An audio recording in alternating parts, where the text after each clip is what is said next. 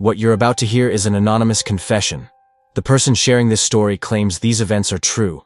We cannot verify the details, but we're sharing it because sometimes the darkest truths need to be heard. If you have a confession weighing on your chest, send it to us at unheardchannel@gmail.com. Your identity is completely protected. We never ask for personal information, and all confessions remain anonymous. Listener discretion is strongly advised. 3 weeks ago, my son called to tell me about his new girlfriend. He was so excited, said she was perfect, trusting, everything he'd been looking for. And that's when I knew she was going to die. Because I've been helping my son cover up what he does for 12 years, and I don't know how to stop. It started on a Tuesday night when my son was 12. My wife worked night shifts at the hospital, so most evenings it was just us. He was quiet, well-behaved, the kind of kid other parents envied. Never caused trouble, always did his homework. I thought I was lucky. That Tuesday night, he came through the back door with this look I'd never seen before. His eyes were bright, almost glowing with excitement.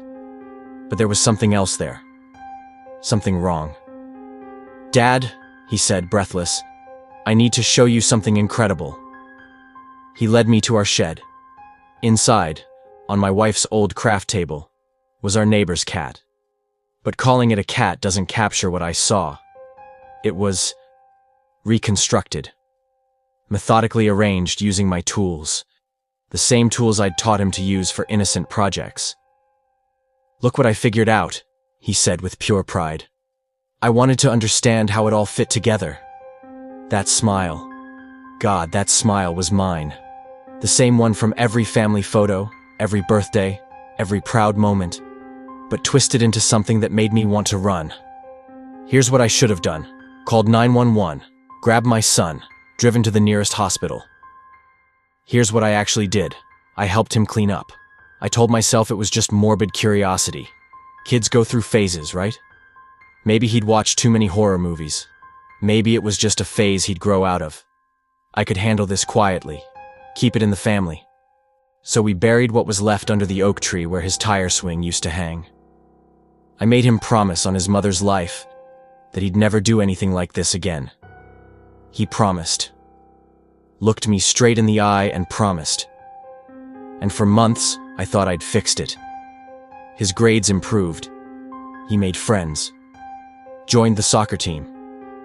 My wife was thrilled with his sudden maturity.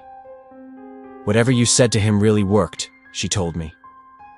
I started believing my own lie, that love and firm boundaries had saved my son from whatever dark impulse had driven him to that shed. But our neighbor kept putting up flyers. Missing cat.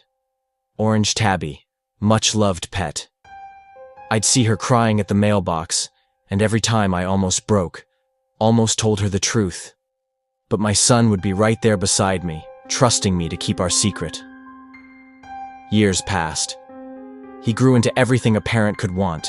Charming, popular, headed to college on a scholarship. He even volunteered at the animal shelter. The irony was suffocating, but he seemed genuinely gentle with the animals. Maybe I really had saved him. College went perfectly. Biology major, planning to be a veterinarian, dating a sweet pre-med student. My wife bragged about him constantly. "He's always had such a gentle heart," she'd say. Then came Christmas break of his sophomore year. 3 days after Christmas, I woke up at 3 a.m. to the garage door opening.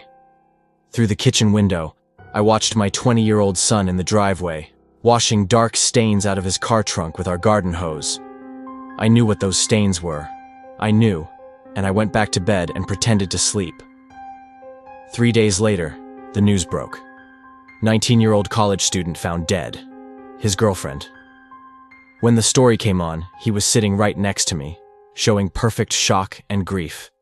Even suggested we send flowers. The police questioned him as the boyfriend. I watched him lie with the skill of someone who'd been practicing for years. They ruled him out immediately. Why would they suspect the grieving boyfriend studying to be a veterinarian? I could have ended it then. One phone call about what I'd seen in our driveway, about the cat when he was 12, about the pattern I was finally seeing. Instead, I vouched for his character when the detectives asked. The case went cold. Her parents started a foundation. I'd see them on the news, and their pain was unbearable. But I stayed silent because I'd already chosen my side. I'd chosen my son over justice, over truth, over innocent life. He graduated summa cum laude, got into vet school. My wife threw a party. Our old neighbor, the one whose cat he'd killed, told me how proud she was of him. Said her lost cat would have loved knowing he became a veterinarian. I threw up in our bathroom. 2 years into vet school, I thought maybe it was over.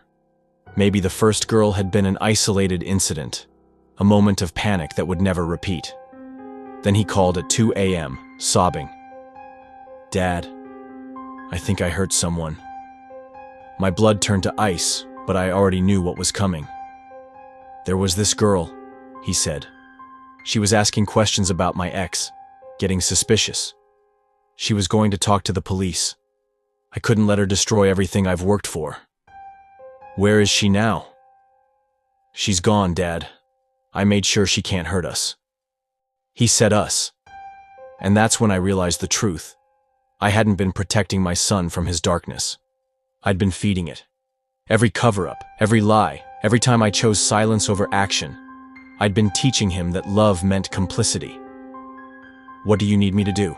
I heard myself ask. I became an accomplice to murder over a phone call. He'd already made it look like she'd left town voluntarily, even sent texts from her phone to her family. But he needed reassurance, guidance on staying calm. I gave it to him. That was 14 months ago. He's a practicing veterinarian now. Everyone loves him. His boss thinks he's the most dedicated young vet she's ever seen. He gives talks at elementary schools about pet care. But I've aged a decade in 14 months. I can't sleep, can't eat. I see their faces in my dreams. 2 young women whose futures my son stole while I watched and said nothing. 3 weeks ago, he called again. Excited about his new girlfriend, a vet tech at his clinic. Sweet, trusting, thinks he's amazing. "I really like this one, Dad. I think she might be the one." And I knew exactly what that meant. Somewhere out there, another woman is falling in love with my son, completely unaware she's falling in love with death. I can't do this anymore. I can't pretend that love justifies what I've become. Those girls had families, dreams, futures that my son stole while I watched and said nothing. And I helped destroy all of that, because I couldn't face the truth about what my son is. I created this monster. Not through violence or abuse, but through cowardice. Through choosing protection over accountability, silence over justice.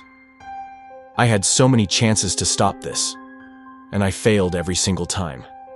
And if you're a parent who sees something in your child that terrifies you, something that keeps you awake at night, get help. Real help. Don't try to love the darkness away. Because sometimes the most loving thing you can do is admit your child is dangerous. He's 24 now. Works at an animal clinic. Has killed at least 2 people that I know of. And somewhere out there, his new girlfriend thinks she's found her soulmate. I helped create this nightmare, and I don't know how to wake up from it. Every day I tell myself, today's the day I'll call the police. Today's the day I'll finally do what's right. But then I think about my wife, about destroying what's left of our family, about admitting that everything we built was a lie. And another day passes. Another day he's out there. I don't know if I'll ever find the courage. I don't know if it's already too late for his new girlfriend. I don't know anything anymore except that I'm a coward who chose love over justice, and now I have to live with that choice forever. If this story has affected you, or if you're struggling with difficult family situations, please reach out to a mental health professional or crisis support service in your area. If you have a confession weighing on your chest, send it to us at unheardchannel@gmail.com. Your identity will remain completely confidential. We never ask for names, locations, or any personal details that could identify you. Your secret is safe with us. Thank you for listening to Unheard. Please like this video if it moved you, subscribe for more confessions, and remember, sometimes the most important stories are the ones whispered in the dark. We'll see you in the next confession.